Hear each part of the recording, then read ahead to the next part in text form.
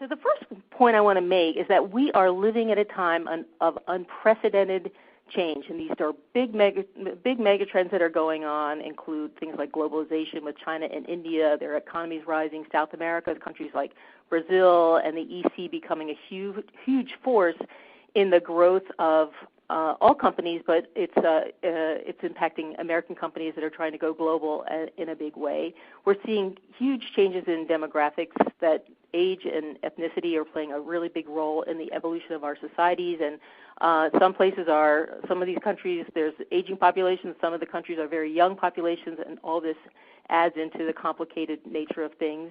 We've been going through an incredible economic crisis in the last few years. It's been tough on everybody, especially people in the working class. And when I ask people about what's really tough out there as business leaders, they say that this regulatory change that we're experiencing has all businesses on edge. And so there's many more things, but I would say that whoever said the only thing that is constant is change has certainly defined today's times, to say the least. At the same time, the rate of new technologies has never been higher. We have computer and telecom technology, biotechnology, nanotechnology, robotics, data analytics, all kinds of things. So we're living at a state of pervasive technology and connectivity that's impacting everything we do and is figuring very prominently into any innovation strategy that's being considered today. In the U.S., we have 90% penetration on broadband and 55% penetration on smartphones. And even in Africa, this is very interesting, that 37% of people there have cell phones, but only 25% of them have electricity. So one wonders how they charge their cell phones with such least amount of electricity. But anyway, very much pervasive technology that figures in. And this is also important. At the same time this is going on, we have consumer composition and expectations that have never been more diverse. Not only do providers like yourselves have to accommodate a bigger array of customers, but those customers are more sophisticated than ever. And this is one of the reasons that customer experience is figuring so prominently into the innovation equation, especially because designing an experience is much more difficult than designing either a product or a service. And also, let's not forget that the economics of information and knowledge have changed dramatically. Like, who ever heard of a freemium business model 10 years ago?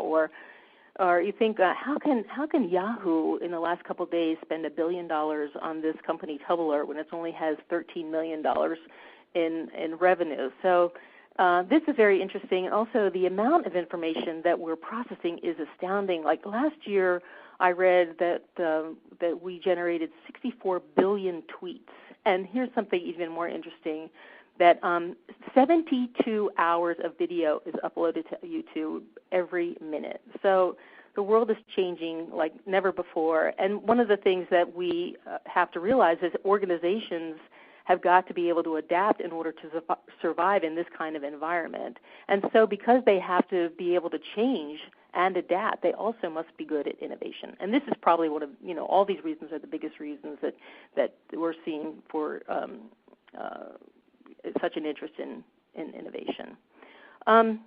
So before you start thinking about innovation, I think it's very important to get alignment in your organization for the reasons you need to drive innovation. And so here are some of the biggest reasons. This is pretty straightforward to drive new revenues and higher margins.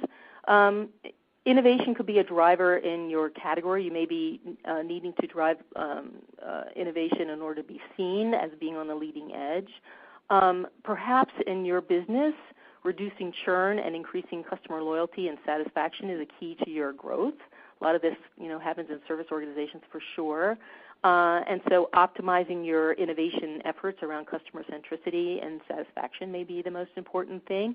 Or you need to be seen as a cool place to work. And certainly there are lots of interesting places to work. And if you are seen as an innovation leader, you might be able to attract some of the best and the brightest to your workplace. Also, another reason is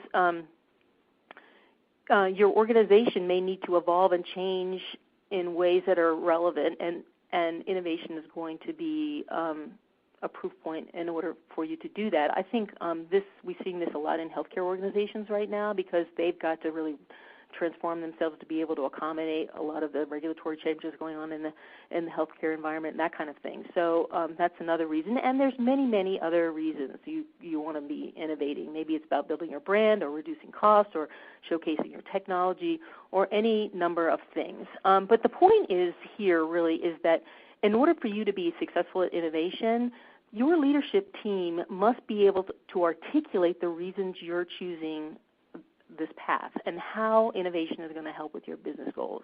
Now, the reason for this is that by articulating why you need innovation, it puts some guardrails around the effort, and it helps to say what you're going to do, what you're not going to do, and this helps with the communications to very, very important people like employees, investors, and customers, and so forth, so they can understand how the organization is going to behave when it comes to innovation and what scale it's going to be working at, and so forth.